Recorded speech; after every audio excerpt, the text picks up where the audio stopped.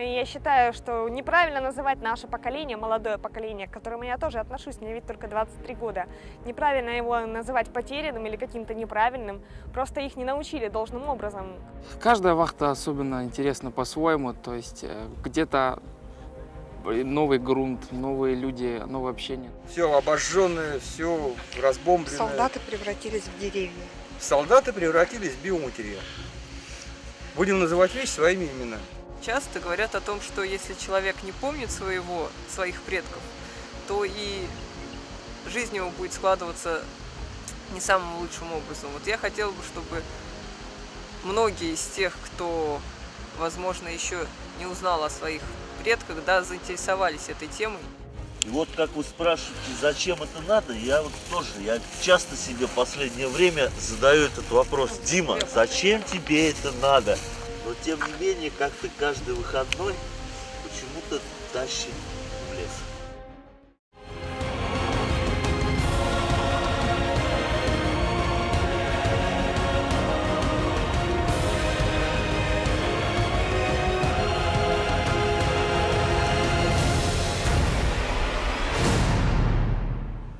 Запомнились строки из письма одной древней старушки в адрес поисковиков о том, что она не имеет права умереть, пока не узнает, где лежат косточки ее сына, не вернувшегося с войны. И эту надежду и боль пронесли через всю жизнь многие семьи наших соотечественников, потерявшие на полях сражений в годы Великой Отечественной родного человека. По информации из районов Якутии, большая половина погибших героев пропала без вести. В военкомат Республики Саха-Якутия периодически приходят запросы от поисковых отрядов России о родственниках найденных бойцов. В силу больших расстояний и финансовых затрат молодежь Якутии не участвует пока в раскопках в местах боевых действий. Но это дело поправимое. Как пример, школьник из России нашел недавно в Белоруссии своего прадеда. По заданию ГБУ «Победа» и при содействии поискового движения России мы с телеоператором Александром Слепцовым побывали в местах активной работы санкт-петербургских и севастопольских поисковиков, чтобы рассказать вам, как, с каким трудом они находят среди болот, лесов и гор оставленных незахороненных бойцов Красной Армии. Мы с вами в городе Шлиссельбург Ленинградской области. Вот оно, знаменитое Ладожское озеро, по которому в блокаду проходила дорога жизни к Ленинграду. 75 лет назад фашистские войска вышли к Ладожскому озеру и, захватив Шлиссельбург, взяли под контроль исток Невы и блокировали Ленинград с суши. Тут, откуда снимаем, стояли немцы. Перед нами легендарная Шлиссельбургская крепость, крепость Орешек, была основана в XIV веке. Во время войны небольшой советский гарнизон героически оборонял ее в течение почти 500 дней. Гитлеровским войскам так и не удалось переправиться на другой берег Невы и замкнуть кольцо блокады Ленинграда. В боях за Ленинград принимали участие 5 фронтов и флотилий. Полегло миллионы. По словам Александра Першина, руководителя молодежного исторического формирования, в истории войны много неизвестного. Командиры боялись рапортовать о сложной обстановке. Сжигались батальоны. И с детства непонятно было, почему останки людей в округе валяются. Особенно тронула и сподвигла на серьезную поисковую деятельность находка приятеля. Тот обнаружил пулеметчика со скрюченным ножом в руках и полностью использованными гильзами. До последнего боролся герой. Надо торопиться, потому что еще 5 лет назад в некоторых местах можно было найти солдат, можно было их собрать, можно было опознать. Сейчас они просто полностью разложились в меру погодных условий, природных условий, состава грунта, кислотности его. Кости совершенно разложились. Мы их уже никогда не найдем, никогда не поднимем, никогда не опознаем. Мы опоздали. Ко всему почти привыкли, многое повидали. Вы сейчас еще чему-то удивляетесь в ходе раскопок? Мы не только удивляемся, мы учимся. Мы удивляемся молодежи, которая очень эмоциональная. Нас это радует. Потому как эмоции со временем, конечно, проходят, да и с возрастом эмоции немножко пригасают. Удивляемся их жизнерадостности, учимся у них. Много времени потеряно. В первые послевоенные 5 лет запрет был ходить в лес. Солдаты там слоем лежали, санитарные бригады работали. Да, каждый метр синявинских высот полит кровью. Именно Синявинская наступательная операция осенью 1942 года позволила сорвать план противника захвата Ленинграда. Название высот от деревни Синявино «Синий горизонт». Здесь ветер поет песню надежды. Но, понятно, не за романтикой каждые выходные едет в эту болотистую местность поисковый отряд Александра Першина. Как будто внутренний голос заставляет, к примеру, железнодорожника по профессии Дмитрия Шапанова ехать 2 часа на автобусе из Санкт-Петербурга в Кировск. Монеточка старорежимная, царская. И вот дырочка у нее такая маленькая. Наверное, она у нее была как медальончик. Что-то типа медальончика. Вот я не вижу, одна копейка. При нас за 2 дня ему удалось обнаружить 5 бойцов. Причем Так, найденный один наверное, череп лет не 7, считается целым человеком, так, так как занимаюсь другие его поиском. части, возможно, уже ранее нашли и захоронили. Вот патрончики. Вау. Да. Какая кость теперь? Ну, теперь вот, это похоже у нас на руку, на плечо. Работа с останками очень кропотливая. Если есть девочки в отряде, это доверяется им. Вот еще один. Ну, сейчас будем смотреть, куда у нас все это хозяйство идет. Сейчас дедушка там идет со своими бумажками. Уже обороне. Так. Ой, ой.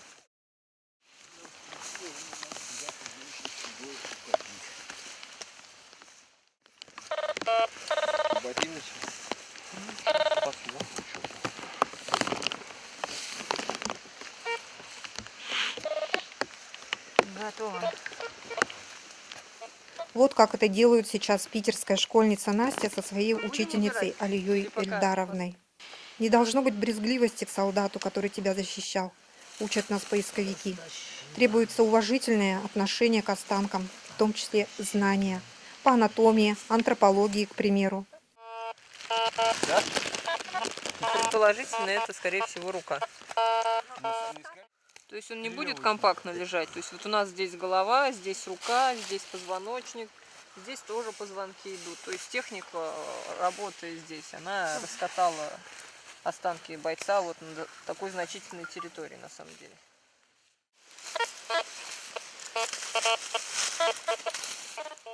К недетскому делу допускаются подготовленные школьники с 14 лет. У Насти вот прадед и прабабушка воевали. Озеро, рядом с которым мы с ней общаемся, это Воронка. Недалеко, в одном месте, аж 4 погибли. Для меня это какое-то соприкосновение с историей, когда ты можешь не просто по рассказам каким-то узнать о ней, а действительно соприкоснуться. Все равно интересно, что патроны, там, кружки мне нравится, когда находим, все равно это часть. Потом бывает находят какие-нибудь ножи, они бывают подписаны, и это большой плюс. Прошлый солдат, которого мы подняли, он был из Тюменской области, из деревни Яровое. Вот, и мы начали искать по соцсетям с фамилией. Он был Сироткин Савин Тарасович, его звали. Нашли родственников, то есть внучку и правнучку этого Савина Тарасовича. Я бы хотела находить как можно больше медальонов, потому что тогда есть возможность узнать, откуда человек, найти, может быть, его родственников и опознать, то есть он не останется без имени. Одна вещь может дать много информации. Весной нашли бойца, у которого оказалась ложка с фамилией. Из архивов выяснилось, что он был представлен к ордену Красного Знамени. Находили фото жены, детей. Иногда солдаты гильзы использовали под медальон. Поэтому все тщательно проверяется. Как-то карандаш сломался, а в нем записка. Нашлась граната РВД, что к рюкзаку прикреплялась. Значит, солдата надо искать в радиусе 1,5 метров от нее. Металлоискатель на мете алюминий издает разные звуки.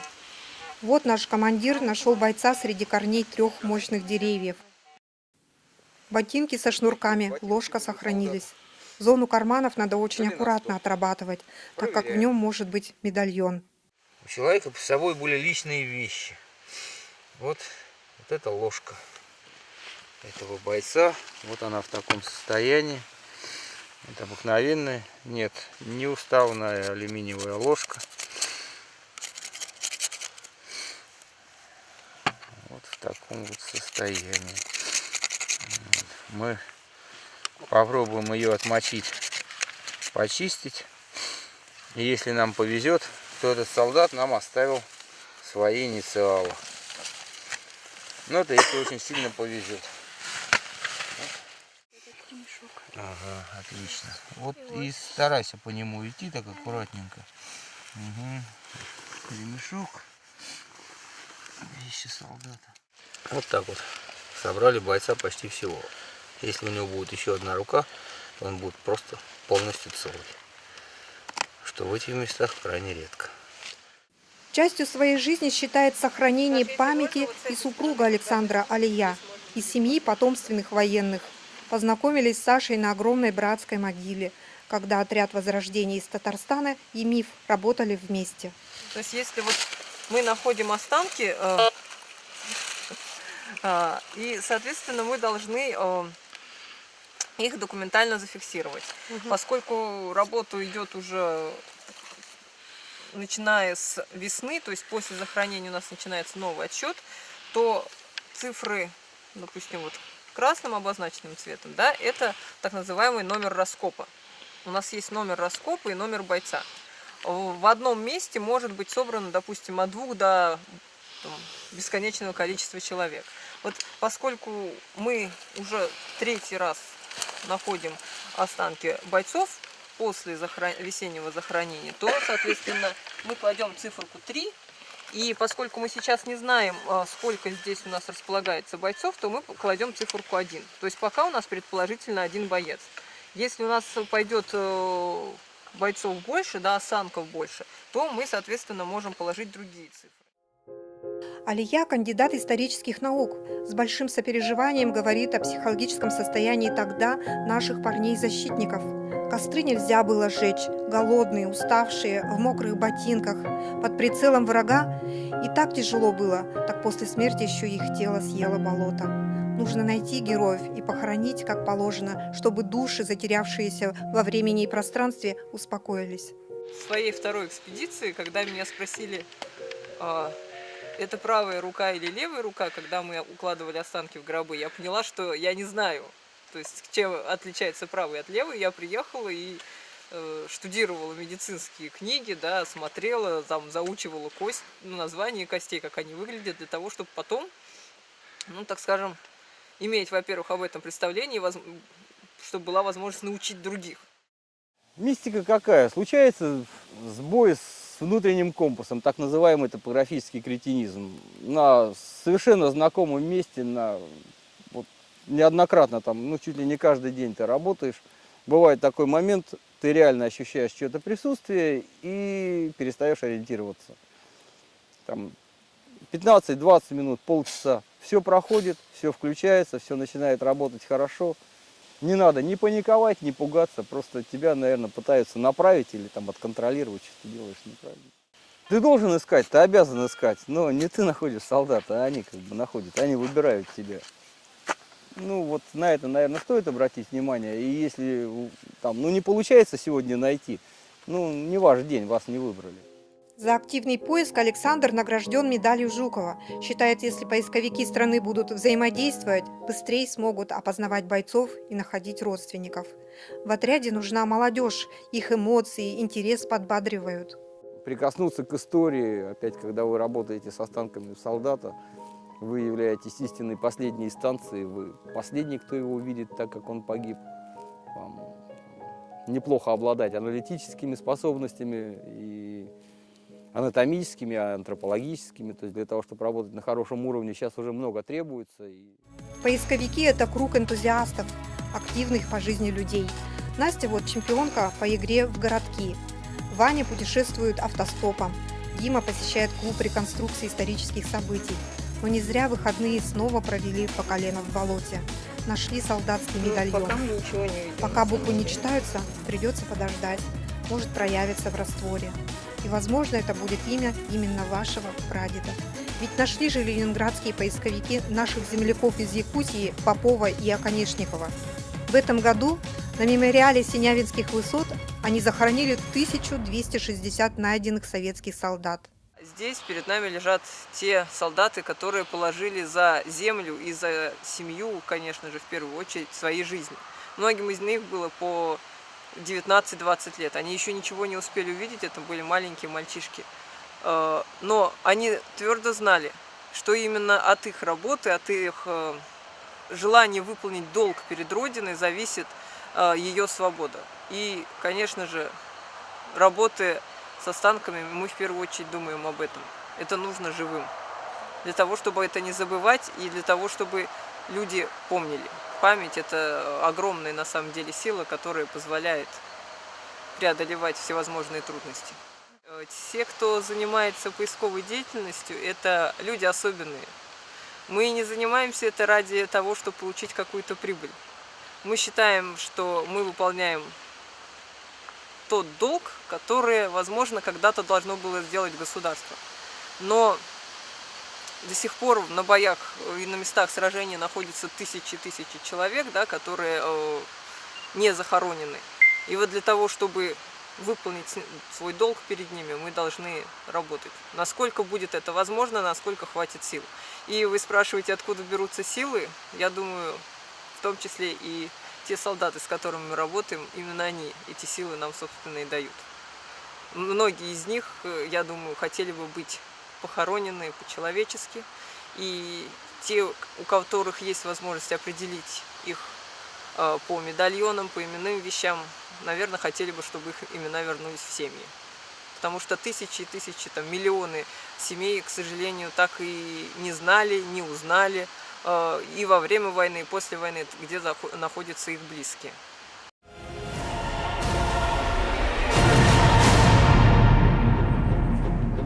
По официальным данным, потери Якутии в Ленинградской битве составили более 2500 человек, не считая раненых и пропавших без вести.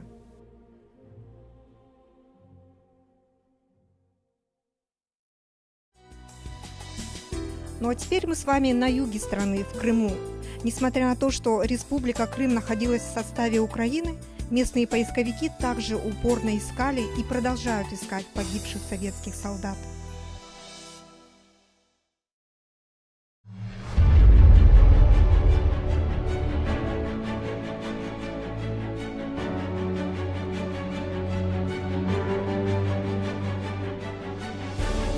Улица Якутская в Севастополе названа в честь якутского полка, участвовавшего аж в Крымской войне 1854 года. Кстати, тогда служили в армии 25 лет. Администрации Якутска в подарок детям Крыма здесь установлен игровой комплекс. Вы поразились, какие доброжелательные, отзывчивые люди живут в Крыму. Несмотря на высокие цены на товары, сокращение потока туристов, закрытием железнодорожных сообщений. Море, история города у севастопольцев в крови. Поисковики находят до сих пор и ядра Крымской войны XIX века. Со вступлением в Россию у них появилась небольшая грантовая поддержка. В этом году была очень большая вахта памяти. Примерно 200 человек участвовало с разных регионов. Взяли неизвестную сторону Второй мировой. Нашли 41 человека. Как мы заметили, поисковая работа объединяет судьбы. Свою жену Дашу Александр на озере спас. Теперь вот выезжают в поле уже со своим сынулей, Севой, севастопольский, то есть. Дарья хочет воспитать из него настоящего мужчину. Заметим, она одна из первых организовала в России школу молодого поисковика. Изучают взрывоопасные предметы, глубинный металлодетектор до 2 метров ловит и, конечно, историю. А стоим мы на орудийном дворике 116-й береговой батареи. Вот здесь вот на этих шпильках стояло орудие Викерса калибра 130 мм. Орудия эти сняты с крейсера «Червона Украина», который был затоплен немцами возле Графской пристани в ночь с 12 на 13 ноября 1941 года. Поисковый отряд «Береговая оборона» еще задолго до того, как я, собственно, попала в отряд, расчистил орудийные дворики этой батареи. Здесь оставался боезапас 130-миллиметровые орудия, 130-миллиметровые снаряды, которые вот принадлежали как раз-таки этой батарее. Ну, естественно, были вызваны МЧСники, они вывезли все это, и все это было утилизировано. Запомнилось, как нашли полк морской пехоты, 59 погибших в одной яме. Потом авиабомбу на месте взрывали. Поисковый отряд «Береговая оборона» занимается фортификацией, раскапывает и приводит в порядок огневые точки укрепления. 966 объектов у них в каталоге. Вот. Здесь вот при расчистке достаточно много рваного боезапаса нашлось. Дело в том, что этот ДОТ, вот если посмотрите, внизу у него, с левой стороны, она вот выбита. Это немцы, используя самоходные штурмовые орудия, брали вот этот ДОТ. Он достаточно неудобно для немцев стоял. Смогли его взять только таким вот образом, когда вышла эта самая самоходная установка на прямую наводку. Не расстреляла ДОТ, то тогда погиб расчет, тогда он взорвался боезапас. Вот. И вот мы здесь, когда чистили, ну, бойцов мы находили вот в таких вот маленьких фрагментах. Вот. Взрыв боезапаса в закрытом помещении, естественно, тут. Еще в 80-х Александр Неменко увлекся темой войны, стал писать книги, изучил немецкий, чтобы иметь доступ к фашистским документам. У них они велись аккуратней, и многое пришлось узнавать оттуда. В последующем выявили целые полки, которые не числились, люди исчезли в никуда. В расчистке военных объектов помогают ребята из детдома, в кадре их, правда, нет. Поначалу бывает как свалка, ползком вовнутрь пробираешься, потом ощущение, что землю свою сделал лучше. Как этот обелиск стоял заброшенным. Привели в порядок, установили таблички с именами, даже добавили их. Год назад друзья на велосипедах катались, привезли фотографии объекта. В общем, табличку украли здесь до этого. Мы нашли старые фотографии. Табличка висела из нержавеющей стали с именами. Ее, видимо, спилили на металл хламовщики. Вот. Было принято решение поднять списки. Искали в УБД пару месяцев, списки восстановили. Вот ребята помогли сделать таблички, приехали, установили. То есть вы вернули имена этому захоронению, да? Ну да, при том, что до этого здесь даже списки неполные висели. Вот, нашли людей, нашли привязки по УБД. Есть определенный план работы у каждого отряда, мы его согласуем с Министерством обороны. Мы уполномочены на ведение, мы единственная организация в Севастополе, которая уполномочена на ведение поисковых работ. Вот. В общем-то, если честно говорить, так, кто не с нами, тот работает уже незаконно, потому что план согласовывается на всех уровнях, на уровне государственном. Вот. Этот план имеется только у нас. Вот. И мы стараемся как бы подтягивать, чтобы все были с нами, чтобы все шли в одном строю. С чем это связано? Очень важно, чтобы имена не уходили в безвестие. Вот работали достаточно долго до этого поисковики. А ведь ни одно имя не попало толком ни в Министерство обороны, ни в ОБД «Мемориал». Мы передаем сейчас всех имена, которые установлены в Министерство обороны, они вносятся в ОБД «Мемориал». Родственники получают возможность перевести останки на свою родину. А найденные бойцы, ну скажем так, перезахораниваются в установленных, специально оборудованных как бы кладбищах, им воздаются воинские почести, все как положено. Вот. Это только с этим связано то, что мы стараемся объединить вокруг себя ребят остальных из других поисковых отрядов, только для того, чтобы работать в правовом поле. К слову, во многих регионах России сегодня действуют отделения поискового движения. Рядом с нами в Новосибирске, Чите, Бурятии есть. На Ямале, допустим, поисковики были всегда. И каждый отряд, созданный в муниципальном образовании, ему оказывается помощь со стороны администрации муниципального образования, со стороны школы и также тех учреждений, которые работают в сфере молодежной политики. Поэтому все это при желании, оно все это делается, как бы, и ребята готовятся зимой, а весной, летом выезжают в экспедиции. Соответственно, и деньги как бы приходят от государства, ну и плюс есть еще помощь от спонсоров. Удачная вахта у ямальцев была в мае в Ростовской области. Отряд выезжал из 120 человек. 8 бойцов удалось найти. Одного установили и нашли в Ярославле его родственников. Да, некоторые люди отпуска берут, чтобы поработать с поисковиками в память о предках. Сегодня с нами предприниматель Владимир из Чувашии, также Андрей из города Муравленко. Нужно вернуть память каждого предка. Допустим, у меня воевали тоже прадеды. Естественно, охота найти, то есть без вести пропавшие. И в своем городе мы выехали первые на экспедицию, то есть до нас ездили только взрослые уже, а детьми выезжали мы первые. То есть, и вот уже, получается, с 2010 года езжу на экспедиции как можно чаще. Что впечатляет? Ну, наверное, больше не впечатляет, а больше будоражит. Вот это состояние благодарности, безграничной памяти тем людям, которые воевали ради нашей жизни сейчас. Меня удивляет то, что когда мы работаем по расчистке, по приведению в достойный вид наших объектов, люди к нам подтягиваются. Приходят люди просто так, стараются помочь нам. И с каждым днем все больше и больше и больше. Каждый выход привлекает к нам разных людей. К нам уже приезжают люди из самых разных регионов. Ну, это то, что важно для моей души. Дело в том, что у меня есть такая, скажем, вина перед моими, может быть, предками.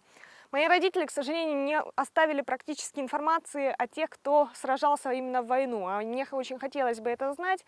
Ну и как бы хочется извиниться перед этими всеми бойцами за то, что я как бы не сохранила эту память, помочь другим душам обрести покой. Ну и плюс, как бы, почему мы, в общем-то, фортификационные сооружения расчищаем. Понятное дело, что они, скорее всего, никогда не будут воевать. И дай бог, чтобы эти фортификационные сооружения не воевали. Дело в том, что это такие памятники Великой Отечественной войне, которые не нужно строить, не нужно сооружать. Они уже готовы, они уже есть. Достаточно просто показать людям, что да, здесь имела место война. Такой след, нацарапанный историей на нашем городе. Его никуда не деть, этот след. Лучше просто оставить это как есть, как постоянное напоминание людям о том, чего им следует избегать в этой жизни. Ну, по самому характеру сигнала я слышу, что он стабильный, непрерывистый, значит что-то цельное, цельнометаллическое, большой кусок. Вот здесь очень хороший стабильный сигнал. Здесь 40-ка, здесь что-то крупное, достаточно близко, то есть вы легко его выхватаете. Вот здесь вот сигнал и здесь сигнал. Сегодня мы вместе нашли блиндаж, землянку.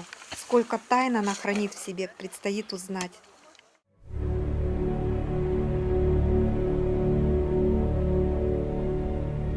Не должно быть неизвестных солдат.